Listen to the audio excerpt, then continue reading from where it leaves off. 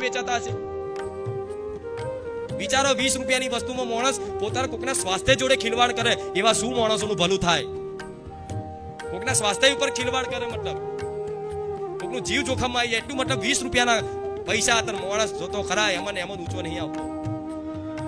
ઉપરથી બગડી જેવી વસ્તુ હોય તો કે ભાઈ ના લાય, માતાજીને થોડી આવી ચડાવાય. અરે 5000 નુકસાન થતું હોય તો કઈ નહીં, આવી ભાવનાથી મૂકી દે તો કાલે એનો 50,000 નો ધંધો કરી આલું. મારા ભાવિકોને કોઈ દાડો અહીંથી છે ને કોઈ એવું ચાલુ ચીલા તેલ ના વાપરવા દઉં, કોઈ ખરાબ વસ્તુ ના વાપરવા દઉં. પૂછો હારી વસ્તુ, મતલબ ખરાબ થઈ ગયેલા ચોખા જ ખાય, થોડા જીવડા પડ્યા તરત દોણા નાખાઈ દે. ચકલા કોઈ દાડે એવા ચકલા પૂછ્યું એવા દોણાય ના હોય. અને બધી વસ્તુ હારી વસ્તુ, છાસ લાવું ને, છાસ કદાચ સેવકો ભાવિકો માટે કદાચ મંગાવડાવું ને તો એ તે છાસ તે સારા મેની અને સારી ક્વોલિટીની છાસ આવે. કદાચ ચાલુ ચીલાય ખોખાર મેલડી ના લાવે. આચાર્ય કહેતા હશે અને બધાય આવું કરે છે એવું નહીં કહેતી.